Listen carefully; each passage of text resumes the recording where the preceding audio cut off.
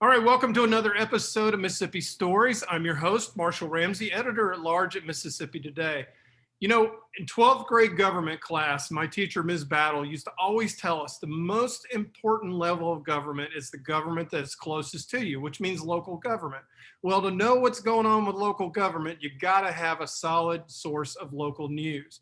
So I thought today's guest would be perfect. I've got Layne Bruce with us. Layne joined the Mississippi Press Association, which she's now the executive director, in 2006. Layne, I can't believe it. It seems like 2 weeks ago you joined.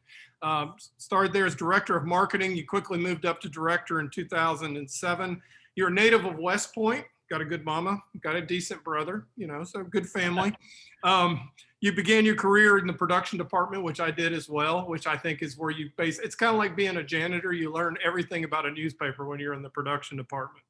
Anyway, you served in your hometown newspaper, the Daily Times Leader. You later served as a reporter for the Starkville Daily News, a publisher of the Star Herald in Kosciuszko, and then editor and general manager. You moved out of the state to Glasgow, Kentucky at the Daily Times, but you came back to Mississippi. Now you oversee the Mississippi Press Association, the press services, and the MPA Education Foundation. You report to a board, but you're joining us here today. I kind of wanted to have you on today to talk a little bit about the state of local newspapers and media in Mississippi. It's good to see you, Layne. Well, thank you, Marshall. I appreciate the invitation. I think our story, at least for the past 12 to 14 months, is probably not unique in that, our industry has faced tremendous economic pressures because of the turmoil brought by the pandemic. But the good news is that, here in the spring of 2021, I think hopefully everyone would agree that, things are looking up and we're still here and still in many instances, the only ones doing what we do in the communities we serve across the state. I would say if we'd had this conversation this time last year, we would be having a completely different conversation about what the threats and the concerns are for the average publisher and editor at a local paper. I mean, at that point, literally, because of course, their advertisers, their lifeblood, were basically having to shut down and lay off people. And of course, the first thing usually people think of cutting might be their advertising. So it seemed to be really dire. And I know even on a larger scale, like the Clarion Ledger, which is owned by Gannett, they were doing furloughs. So it was a really tough time, but it seemed like in the summertime, things started opening up a little bit.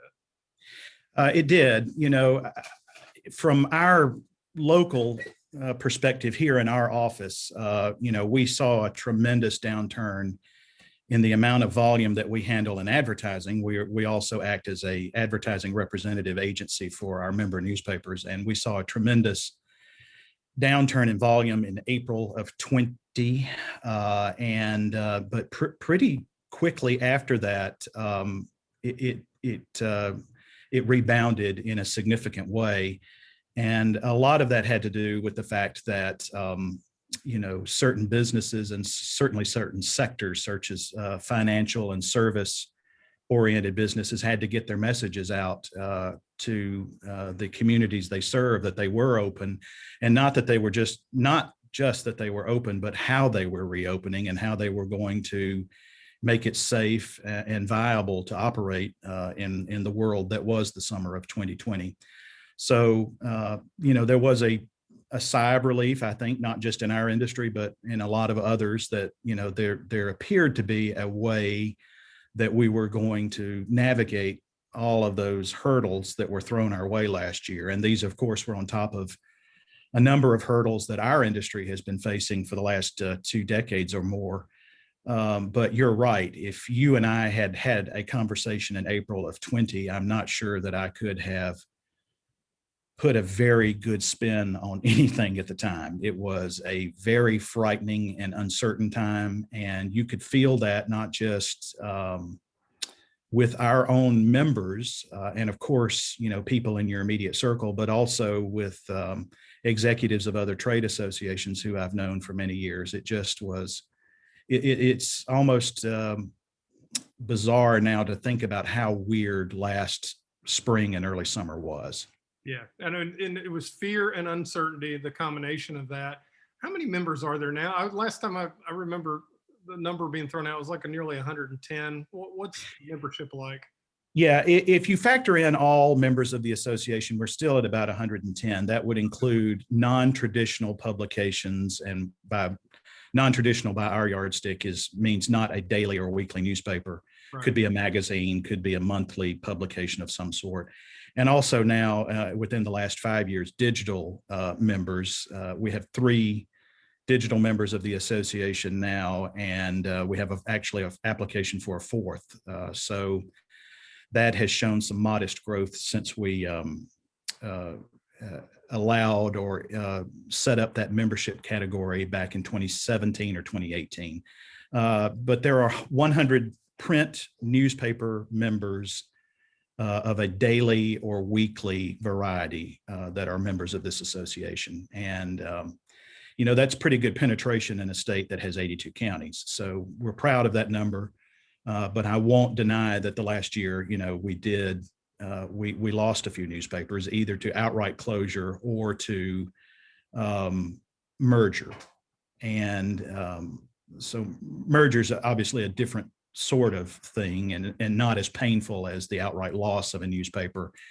And I think I could say that there were 3 there that closed outright due to the pandemic or other economic pressures, and those were the Bolivar Commercial in Cleveland, which was very painful for us, and the Tunica Times in Tunica, another longtime member. And Tunica was especially sad for us because it left Tunica County, which is one of the most economically depressed areas in the country, without a local media organization. However, in Cleveland, the good news is Scott Coopwood, who and many others do, stepped up to the plate and started the Bolivar Bullet up there. And so they have now, despite the fact that the longtime paper closed, they now have a new weekly newspaper there.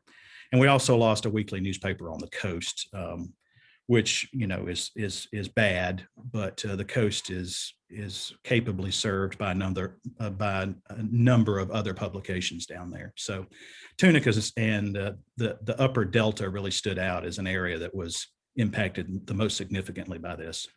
Scott starting the Bullet, that he had so much joy initially starting that out. So, you just couldn't help but pull for him. How's he doing? I haven't really seen in the last couple months. Yeah, it's a beautiful product. They do a fine job. And of course, they have a tremendous bench strength there because of their background with Delta Business Journal and Delta Magazine, which, I'm fond of Scott and the work they do, but it's no exaggeration to say Delta is just one of the best magazines that you would see anywhere. I don't live in the Delta, but I love to look at Delta Magazine.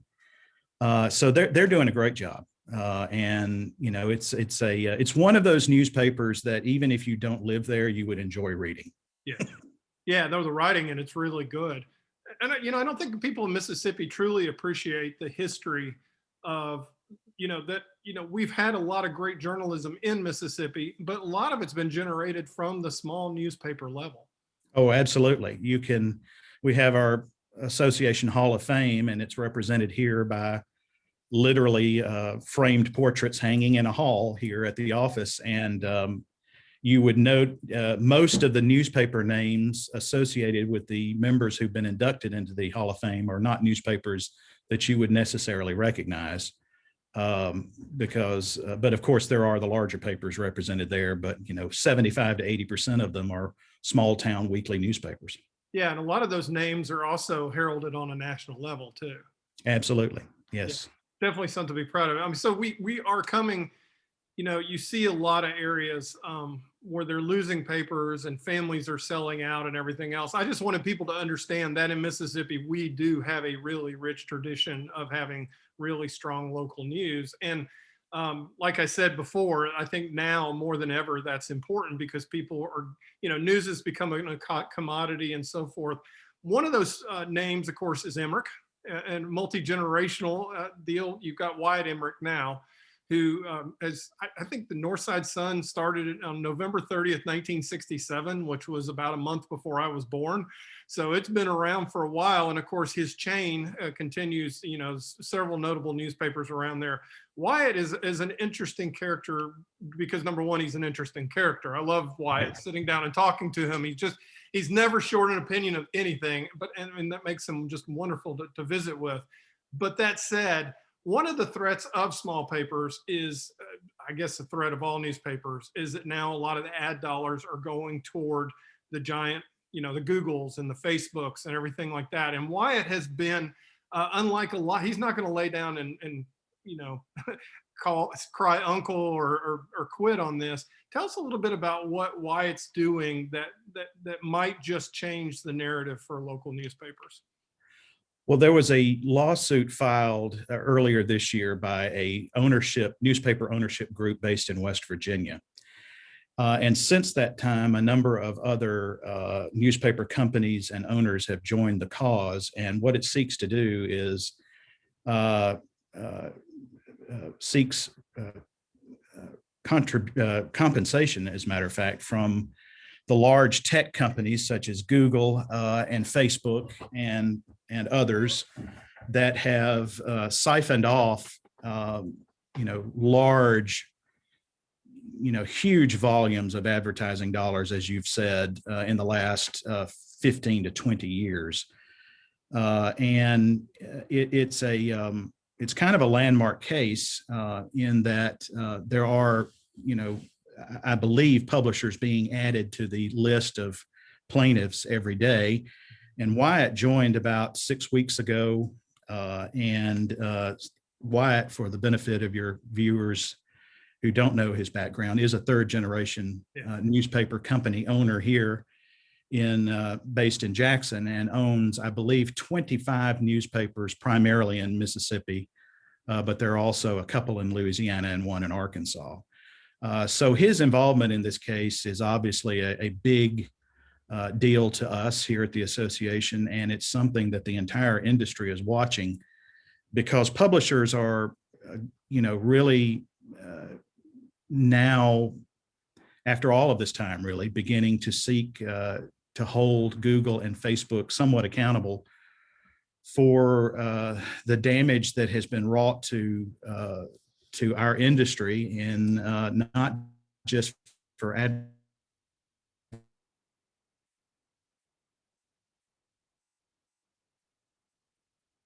advertising dollars, but also for the content for years and years and years. There was, I believe, also earlier this year where News Corporation, which is Rupert Murdoch's publishing company, reached an agreement with Google in Australia, and other companies will also benefit, where Google will now pay to license their content in Australia. So that really establishes some remarkable precedent.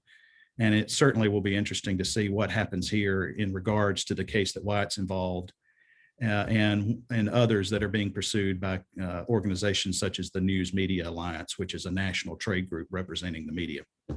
There's a lot of experimentation going on right now. I mean, you started, like I said, at the Press Association in 2006. I was just trying to think about when the tipping point was. I remember at the Clarion Ledger when I was there, we had the website, we were throwing everything out for free because nobody thought that would ever, mean anything, that it was just an add-on product on top of the print product was going to be a deal. And it's like the horse got out of the barn on the revenue. You couldn't suddenly start charging for something that you'd been giving away. It almost commoditized the news in a way. Now we're at a point where, I'm in Mississippi Today. We're, of course, nonprofit. We've figured out we can do it through foundations. We can raise revenue in 15 different ways to try to be able to fund our newsroom. But, the ownership models are coming up to play. There's changes in that. Kind of give us, a roadmap on how smaller newspapers can survive. You see hedge funds buying up some papers, which I'm not personally convinced is a great idea, because it's almost, I've seen some of them where it's like the plane's going down and they're trying to sell off the pieces for scrap before it hits. and not to pick on any paper that's owned by a hedge fund, but I know that's been tough because they've laid off a lot of people. But what, as the families that own these newspapers get older, or maybe they want to sell, what do you think is going to be the most viable way to keep local journalism going? That was a long question. Sorry about that. In fact, I need to take a minute. No, it's certainly one that we spend an awful lot of time thinking about because, a lot of the newspapers in Mississippi are in towns, that are under 5,000 population cities. And those particular communities have been impacted tremendously in the last decade by the move of retail dollars onto the internet. Yeah, if you had told somebody 10 years ago that you could order anything you wanted off one website on the internet, one website that is owned by someone who also owns a large newspaper, by the way, but nevertheless, one website could deliver anything you could conceivably want in 2 days' time to your doorstep, nobody would have really thought that was a viable business model. And here we are. So towns are, withering on the vine because their tax dollars are drying up. And that affects not just the newspaper, but everything else in the community. Yeah. So the tipping point, I believe, and you're right, we gave it away for years. When I first became involved with updating a website for a newspaper, I believe was 1999. And we just basically uploaded all of the content from that day's paper en masse to the website and, put it out there for the whole world to see.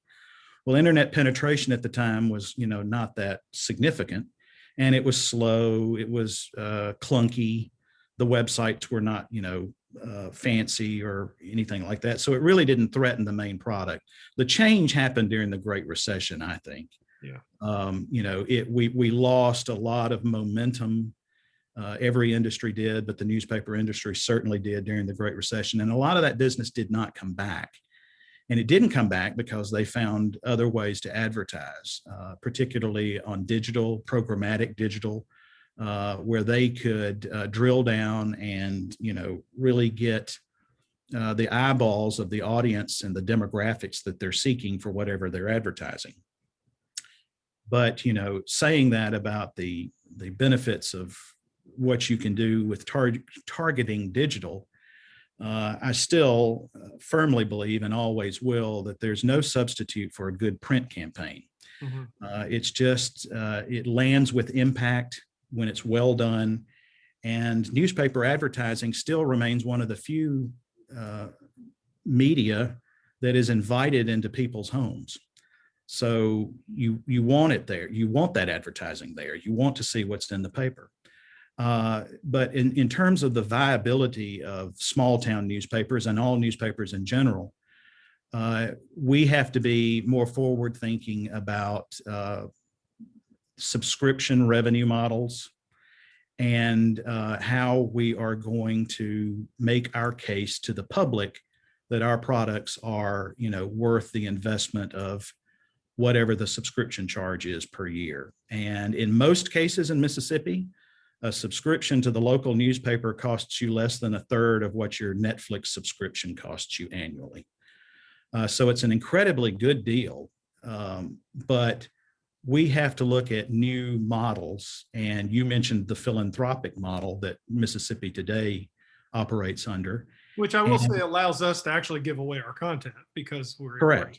Yeah, correct. Right. And I really do think in the future, well, let me first say in the past, for those who are not intimately aware of the business model of a newspaper, 85% of the income revenue came from advertising.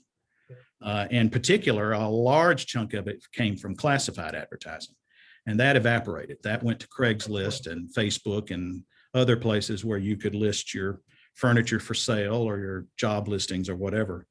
And 15 to 20% of it came from circulation income, from subscription revenue. But we're looking at a world now where subscription income is going to have to cover more of the operating costs of any media operation, any legacy media operation. And at the association, we do think about this, and we are working on, in conjunction with other associations, both state, regional, and national and provincial. We're also closely aligned with our colleagues in Canada on operating models that might enable local newspapers to do subscription drives and campaigns that would allow people to contribute to the cause. So that's a wholesale change in philosophy for a lot of our folks. But it's something we have to wrap our heads around, and frankly, we need to embrace it. It may not work for everyone. There's no magic bullet, but these are. We definitely believe that democracy deserves journalism, demands it really, and we've got to find new ways to make it viable in every community. An example of that I read an article about it yesterday, that there is an ownership model and it's emerging in Colorado. What happened is a family, the Healy family, they owned Colorado Community Media. They owned 24 weeklies. They decided, okay, it's time to retire. We've been doing this for 3 decades, retire.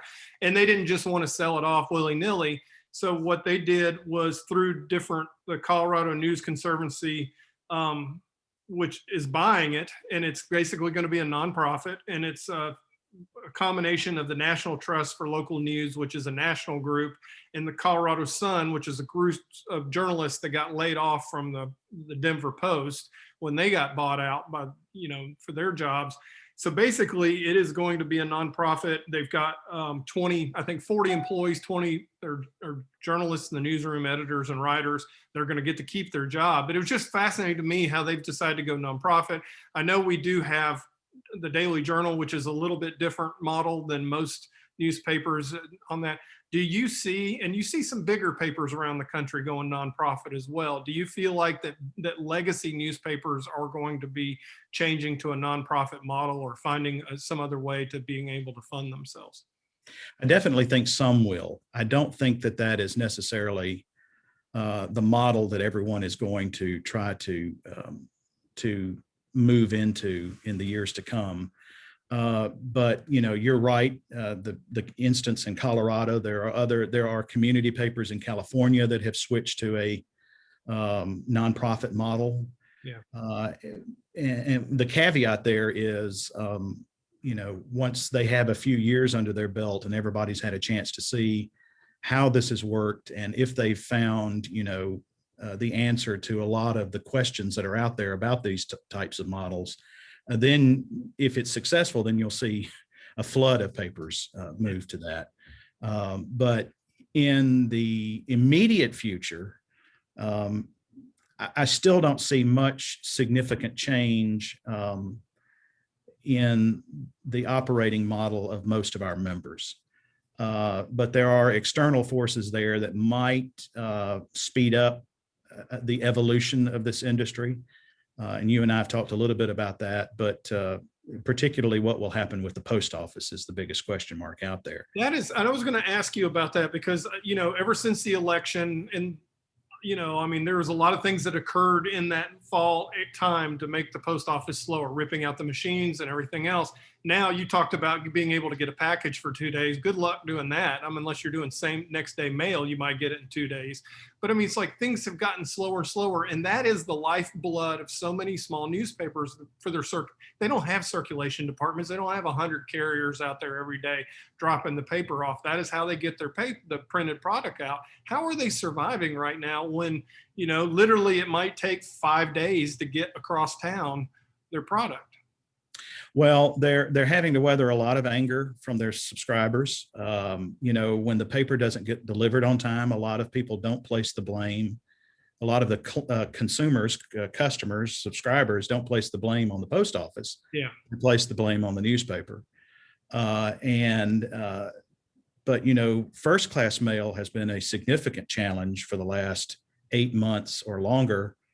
So second class mail, which is what most newspapers are, has become even slower. Here at our office, we receive copies of every issue of our members' newspapers. And in the first quarter, we would receive buckets of mail in usual circumstances, we would receive a bucket or two of mail a day from last week's newspapers. 7 to 10 days, they usually all end up in the office. And for the first quarter of this year, we've been receiving papers from, every month of the quarter, and some as far back as December. Oh, wow. And of course, the further they are from Jackson, it seemed like for a while we just weren't getting any mail from the coast. But now that seems to have been corrected somewhat after the post office has, admitted that there were, some significant slowdowns here. And they've gotten past, obviously, the huge crush of volume around the holidays in January. But the long-term viability of the post office is a huge concern. 15 years ago, when I started this job, I would say a quarter of our 100 members were delivered by carrier, meaning that someone threw it in your driveway in the morning, or the paper boy came by on a bike in the afternoon. And now only a handful of those 100 are delivered by carrier, and the rest go into the mail, including daily newspapers that formerly were carrier delivered. So it's a huge consideration for this industry, and I think, frankly, it has the potential to do more to rush the industry into some sort of digital solution than anything else has, including the siphoning of ad dollars. So because the printing and delivery costs for a newspaper are extremely high. Usually the printing is the third item on your P&L statement in terms of largest expense. Yeah, people in printing, in paper, Well, it's, tremendous amount of resources. It's a tremendous amount of people involved in the production of a newspaper. There's a lot of angst in our industry when we look at what has happened to the size of newspaper staffs. Yeah. And to be sure, a lot of that downsizing through the years has been incredibly painful. No more so than when it affects the content of a newspaper. But the truth of the matter is, in many ways, the downsizing is only logical because it takes only a fraction of the people to produce a printed product that it did 20 to 30 years ago. When I started out in the industry, my hometown newspaper was a small 8 to 10 to 12 page daily paper, and it still took 6 people every day to physically put that paper together. Yeah. And then there's been so much, and my first part-time job was developing film. Yeah. And that would be some kind of arcane chemistry experiment to a high schooler now, who was my age when I started doing that for the daily paper. I loved that job. Some days I would love to go back to just doing that, because the darkroom was the coldest room in the newspaper.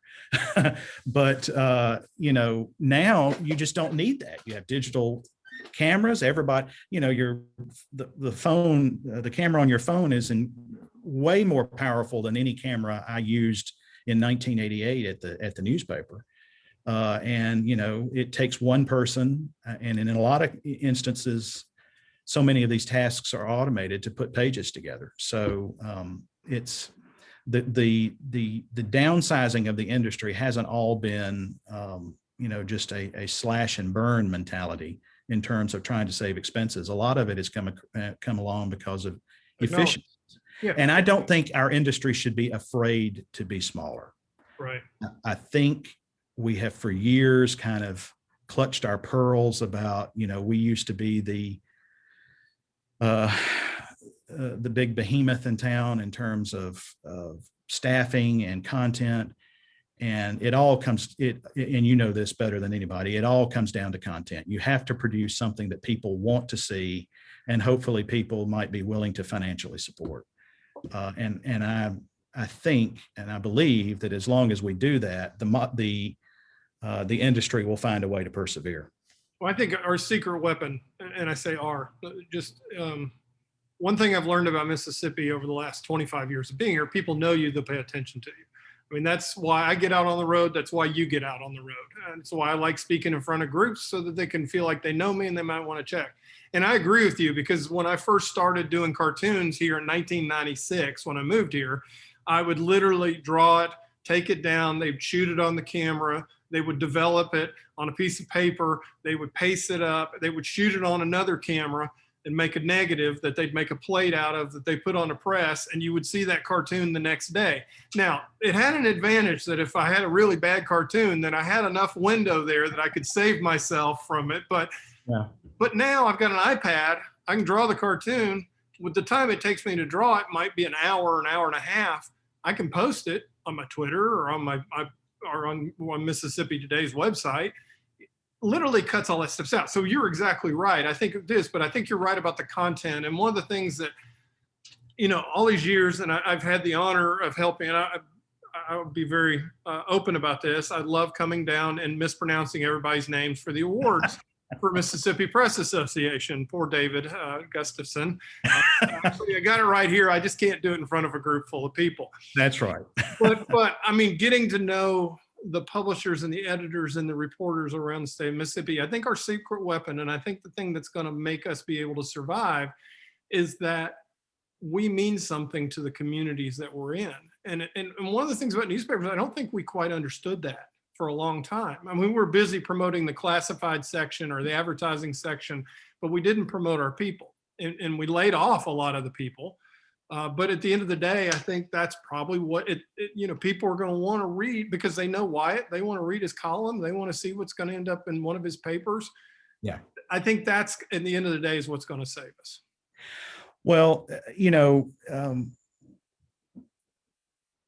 to the point of it being, we, and this sounds way more like a wholesale criticism than I intend for it to be, but I used to say this at the newspapers where I worked. To be in the business of marketing other businesses, we were pretty rotten at marketing ourselves. Yeah. And the reason behind that is because we never really put any significant effort into it, because we didn't have to. We didn't have to. Taking the local paper was kind of a rite of adulthood. Usually, I mean, our industry still wrings its hands over the fact that, what are we going to do about young readers? How do we attract young readers? Well, we never really did. It usually was until somebody was 30 or older and married, and certainly by the time they had children, that they were interested in taking the local paper, because when children are added into the mix, all of a sudden, school boards become important and youth athletics are a big deal. And, the newspapers were and still are incredibly important in that process. But along the way, mass media in general kind of got diluted. And, so did our audience. We are, and so did our attention spans. We are so inundated with content and moving pictures and sound from every device, from what's on our wrist to our watch to our TV to our computers, that it's a competition for time. But I still think, and you can think your local paper is rotten, but I would argue with you, and to some extent, you'll always find that in a community. It could be the best. It could be the industry's observed to be best newspaper, and still there's going to be a significant portion of the community that thinks it's a terrible rag. But even if that's the case, I still think by not subscribing or at least regularly reading the local newspaper, it's just incalculable what you're missing. Yeah. Because again, I go back to the fact that despite the existence of these tech behemoths and, the ubiquity of television and certainly radio, local newspapers are still by and large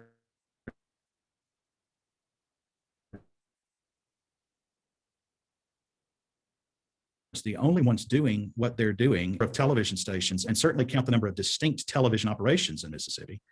And you get a better idea of the penetration of newspapers versus broadcast in terms of what can be delivered in local news. Well, I mean, Layne, you show up to see maybe a picture of your grandson or your son getting a medal or getting a trophy that's in the picture section. And then you get to read about an article about what your city councilman may be doing. And that'll allow you to be able to make a better vote the next time it comes around. It's almost like, but if you're just going online to look for these things, you might just see the picture of your grandson. But right. That picture of your grandchild is the dessert after a well-balanced meal, is what I've always liked to call it. And certainly people share that sort of thing on Facebook and other social media, but there's still, again, an intangible benefit and warmth to a photo appearing in the local paper, and everyone, more people that are not within your circle seeing it, and something that you can honestly still clip out and put on the refrigerator. Right. Definitely. I always said I was more honored if one of my cartoons ended up on a refrigerator than if they ended up in the Louvre. Oh, yeah. Yeah, I know what you mean. Yeah. And probably more likely for it to happen too, I might say on that.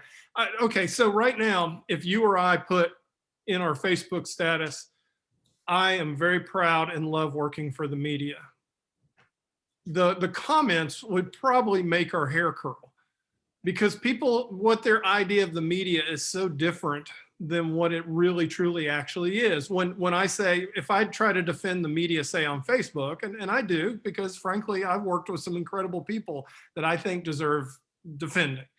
But if you do that, they think what they see on cable news at night or whatever. How do we get back the narrative that the people in their hometowns, that are the local journalists, that are the local newspaper publishers or editors or everything else, are a really important part of their town and are good people and don't have horns and don't eat babies? Well, I like to think that most people know that, but you're right. The term media in the last, decade, and certainly within the last 5 to 6 years, has come to at least to half of the population of the country represent something that is adversarial. Yeah. And there's always been an adversarial role for the media to play. I don't remember who coined the phrase, we comfort the afflicted and afflict the comfortable. But it's almost like media is written off in general as the enemy at large. And we're getting lumped in to some extent with, like what you said, the content that folks consume on cable news, which I do not believe cable news is news. Right. Certainly not the primetime hours of any of those news networks, CNN, Fox, MSNBC, you name it. Yeah. That is entertainment programming. That exists to feed the beast that is that audience that enjoys that inflammatory, adversarial, the other side is terrible sort of content. Yeah. And that's not what local newspapers do. And frankly, it's not what any sincere, legitimate journalistic media outfit does. One of the questions I am constantly asked when I would make appearances or remarks somewhere is about liberal media bias. And, that is a more difficult apple to peel. Yeah. But I do acknowledge that there is a bias in media. We are people. And we all, even though journalists are like to think that we approach things in a high-minded, objective way, we do that to the best of our ability, but we still are biased people at our core. It's impossible to divorce ourselves from all of that is innately part of who we are. And so there is a bias there. And, it's, say, for instance, the New York Times, it would be nearly impossible for an outfit like that to exist in a major metropolitan area such as New York City, and for it not to have some sort of tilt toward the audience that is New York City. And so that exists. And I never want to argue with anybody about that, but it doesn't necessarily mean that what the New York Times is reporting is inherently flawed. That has alarmed me more than just about anything else in the last few years, is this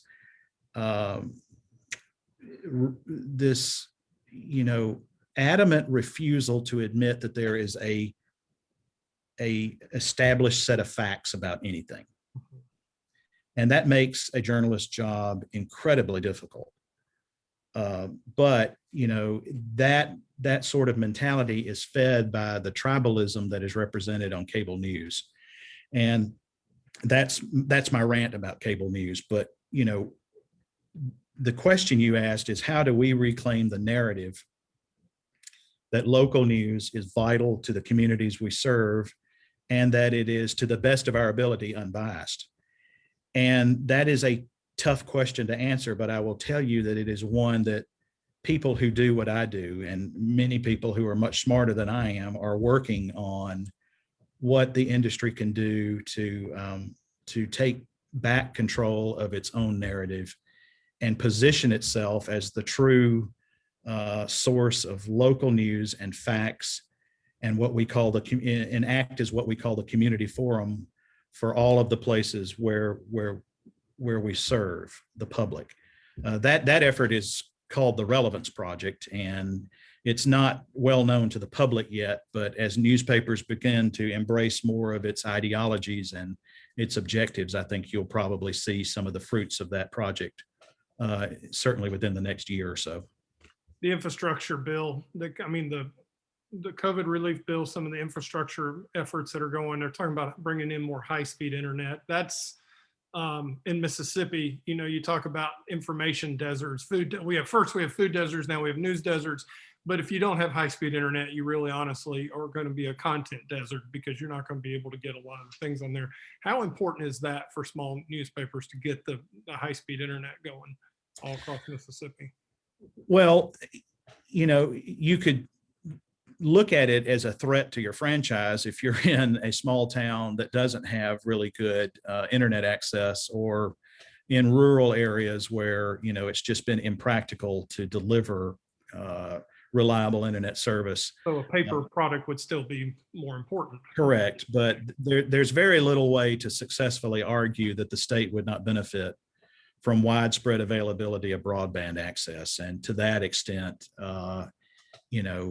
particularly if you're looking at some point in the not so distant future where a good amount of our content is going to be delivered digitally, you want it to be available reliably and quickly. And so to that extent, I will laud the state and certainly the Public Service Commission, what it's done over the past couple of years to empower electric power cooperatives to offer broadband access in very rural areas.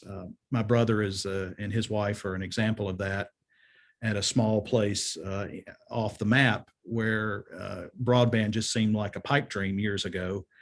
And now they have reliable, super fast internet at that house. But there's still, places where the power co-op has not embraced that for whatever reason, that it's not available. And, Mississippi, not just the newspaper industry, but Mississippi in its entirety is really going to suffer until we, are able to make that broadband access much more widespread and more readily available to people who genuinely need it.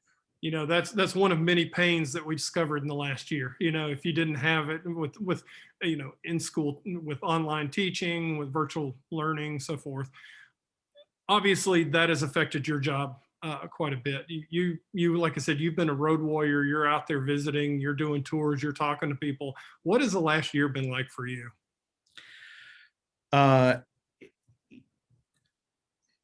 You're right. I would have been one early last year to have just shuddered at the thought of a work from home scenario. We're a small staff. There are 4 of us here. But I would have bristled at the thought that we could have been productive and collaborative at a distance. To my pleasant surprise, that was not the case. We left the office, and I didn't have too much time to fret it between when COVID became a real threat in the United States, and then the first case was diagnosed in Mississippi, and then we decided to go work remotely. I didn't have a whole lot of time to fret about it. I just, we had to figure out how to make it work. And I believe St. Patrick's Day of last year was our last day in the office. The entire staff is vaccinated now, or everyone will have their second dose here within a matter of days, but we still are working remotely. And I'm in the office today. We all take a day at the office, but it has gone remarkably smoothly. And, quite frankly, I think it's permanently altered our work schedule and how we will get things done. You couldn't have done this 10 years ago, or you might have been able to do it, but it would have been much more difficult. That has fundamentally changed the way we operate. And I'm sure for many, many people who were fortunate enough in the jobs they had to be able to go home. Yeah. What it changed for me mostly was, our members. We have 3 board meetings a year. We've not had an in-person board meeting since the pandemic started. We had to cancel several major events, including the annual convention last summer. We did have a virtual winter meeting, but as you know, we didn't have our annual roast, which is a lot of fun, and you have been so good to MC for us for the last 5 to 10 years. So that you've lost. I don't feel like I've lost connections with folks, but I miss seeing and talking to our members. I, of course, talk to them on the phone and of course by Zoom from time to time, but I'm very anxious to get back out there and go from town to town and see folks. So all things considered, it was, last year was not a train wreck by any stretch of the imagination in terms of what we were able to do and accomplish. But in some days it felt like you were working in a vacuum, that's for sure. Layne, I appreciate you taking the time today to talk with us about this. Just before we go, what is your outlook? I would say the 5-day forecast. I'm not going to say 5-year forecast, because if you and I knew what was going to happen in our business in 5 years, we'd be rolling around in Scrooge McDuck kind of money, to say the least. But in the next short term, where do you think Mississippi newspapers are going to be?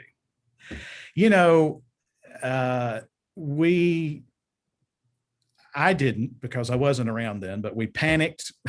Yeah. With the start of radio, we panicked with the start of television. We panicked with the fax machine. We were looking at those thermal rolls of paper come off that fax machine, and somebody said to us, one day you're going to get your newspaper that way. And we were like, oh my gosh, how could that be? And then we weathered the internet, and now we've weathered COVID. So the formula and the method may change. And in fact, I think it has to. Yeah. But I think a lot of smart people are thinking about it. And I think the evolution is going to be slow. It always is. But I think COVID has maybe ratcheted it up a notch. And so I think 5 years down the road, your local paper is still going to be there, but they may be doing things differently, and it may be coming to you differently. But change is not necessarily a bad thing. Layne, thank you so much. Absolutely. Thank you, Marshall. Appreciate it.